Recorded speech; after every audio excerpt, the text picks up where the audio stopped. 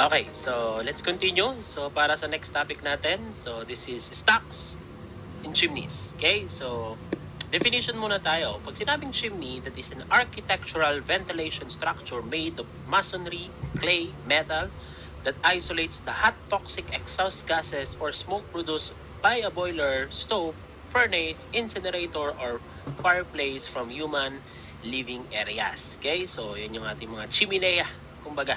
Okay, so pag sinabi namang stock is a term for chimney made of steel. So basically, chimney pa rin siya. Okay? So ganito tayo. So say you have the combustion chamber kung saan tayo nagsusunog. Of course, inside of the combustion chamber, you have air plus the fuel. Okay? Air plus the fuel. Of course, pag nasunog natin ang ating fuel at air, magmimix yan, magpo-form tayo ng tinatawag na flue gas or simply gas kung tawagin. Okay? So the flue gas, itatapon natin yan, hindi pwede sa paligid lang, no? Kaya gumagamit tayo ng chimney. Nakalagay kanina, toxic ang ating flue gas. So of course, itatapon natin ang flue gas inside the chimney. Ang chimney sa taas, magtatapon tayo ng flue gas. Pero kinukompute po natin yung height. Kaya hindi tayo basta-basta maglalagay na ng chimney na ganito ang height, lalo na sa mga planta. It should be computed.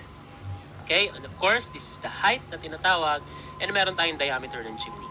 Okay? So ganito po yan, no? Mass of flue gas is always the mass of the air plus the mass of the fuel burned. Yung nasunog lang po, no? Kasi meron tayong mga fuels, kagaya ng coal, na hindi lahat nasusunog, meron tayong tinatawag na ash. Okay? So tandaan natin from pressure, which is gamma times gravity, density times gravity times height, or pwede rin gamma times height. Diyan natin i-derive yung height ng chimney. Ito po yan. Okay, so ang height ng chimney natin is pressure, tinatawag nating pressure drop. It should be the theoretical pressure drop. Gravity, then yung density natin, since dalawa yung nasa loob natin, you have the gas and the air, lagi tayong the difference of the two. Kaya po lumulutang ang flue gas sa taas kasi mas magaan siya. Mas maliit ang density ni gas kumpara sa hangin. Okay? So yan yung ating working equation. Tandaan natin, okay? Under stocks and chimney, ina-assume natin na both air and gas or flue gas, kung tawagin, are ideal gases. Okay? Kaya alam natin na ang density from PV equals to MRT is pressure over RT para sa air, at ito naman para sa gas. Tandaan lang natin, ang pressure ng air at ang pressure ng gas laging parehas. Yan ang pressure ng surrounding or the barometric pressure. Pag walang binigay, use the standard atmospheric pressure. Okay? R ng air sa SI, alam natin, that is 0.287. Sa gas, ang R po ng gas, pag walang binigay at hindi masosolve, is 0.277 kasi ang molecular weight niya ay approximately 30. Okay? So, yan po yung ating stocks and chimney na tinatawag. Okay? Sige. So, let's try to solve this example. If the air required for combustion is 20 kilograms per kilograms of coal, ibig sabihin, ang binigay ay mass of air per fuel, kasi 20 kilograms of air per kilograms of coal, and the boiler uses 3,000 kilograms of coal per hour, determine the mass of the chimney, mass of the gas entering the chimney if the ash loss is 15%. Ang tinatanong ay mass ng gas or simply the flue gas kung tawagin. Okay? So again, ito yung formula natin kanina. Mass of gas is air plus fuel burned. So substitute lang natin. Your air is given to be 20. Pero ang kailangan mo lang air, so kailangan tanggalin ko yung coal, i-times mo sa mass ng fuel, which is 3,000. So matitira dyan, kilograms of air. Okay na po yan. Plus, the fuel burn. Since 15% is ash, obviously, ang ma-burn natin is 85% or simply 1 minus 0.15 of the coal, which is 3,000. Ang unit po natin, laging air plus fuel burn. Pag nagsama na yan, flue gas na yon. Okay? So, input lang natin yan, 20 plus or times 3,000 plus 1 minus 0.15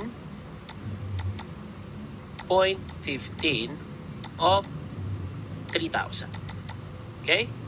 Equals natin 62,550. The final unit is kilograms of flue gas or simply gas every hour. Okay? Sige. A 15 kilogram per second gas enters a chimney, okay, at 10 meters per second. Okay, if the temperature and pressure of the gas are 26 degrees Celsius and 100 kilopascals, respectively, what is the diameter of the chimney? Use R, 0.287. Take note, R daw yan ang gas, no? Used R to be 0.287. So, tinatanong lang gaano kalaki ang diameter ni chimney. Okay? So, again, ito yung ating solution. Alam natin, gas are assumed to be ideal pagdating ng stocks in chimneys. So, from PV equals to MRT of gas. Also, sa fluids, alam natin that volume flow rate is area times the velocity. So, pag pinagsama ko ang dalawang equations na yan, magiging formula mo or working equation is pressure, area, velocity, mass, R, and then temperature, which is direct sub na po. Okay? So, lagay natin. Pressure, 100 kilopascal.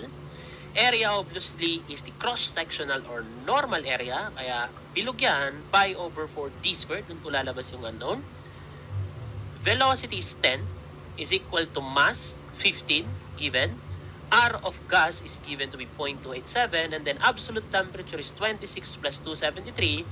Unit-wise, ang matitira po dyan ay square meters. Square root mo yan, metro. So, napakita ko na po, 1.28. Try na lang natin, no? So, that is 100 times pi d squared. So, alpha x na lang over 4 times 10 is equivalent to 15.287.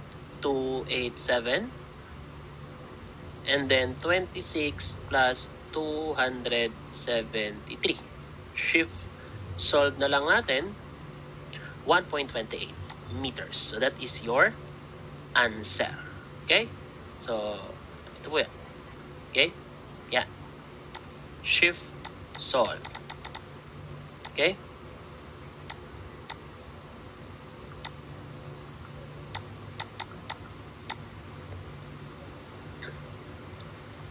Sige. So, next natin.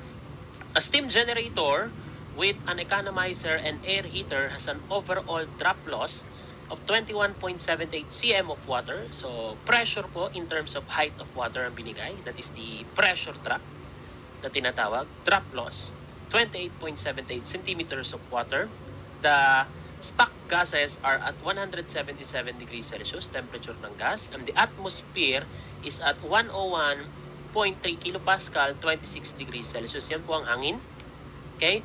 What is the theoretical height of the stock? Ang tinatanong, in meters needed when no drop fan are used. Assume the gas constant daw for the flue gases is same that of air. Ibig sabihin, ang R ng gas, 0.287 din. Okay? So, try nating solvein to. Again, formula natin ng height, pinakita ko na kanina. Pressure drop, given yan. Gravity standard, density ng air minus density of gas. Since ang ating hangin ay wala sa STP, 26101.3 yan, gamitan natin ng density is pressure over RT. Pati sa gas po, no? So, lagay na lang natin. Okay?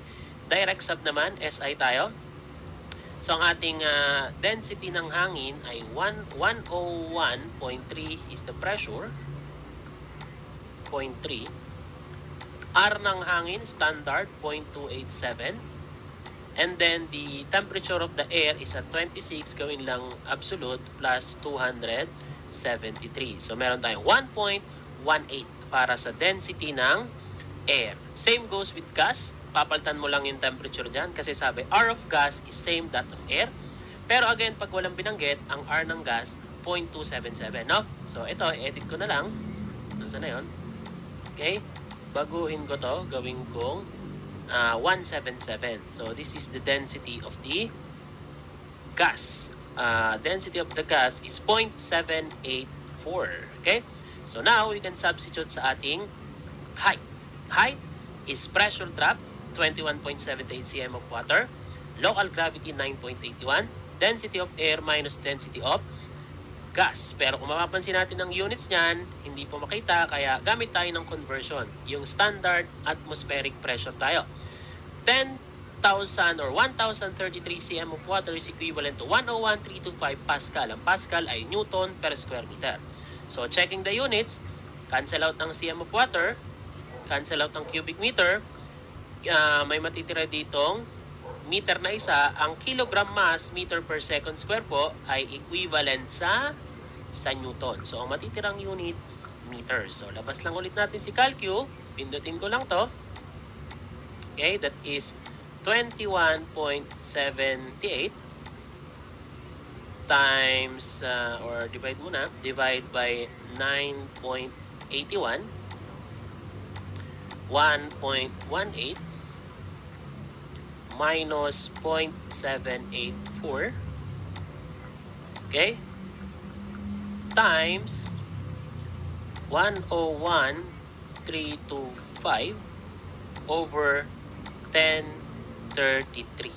Okay? Then, equals na lang natin. Hop. Meron tayong maling na i-type dito. Yun. Nawala ng point yun. So, balik ko lang.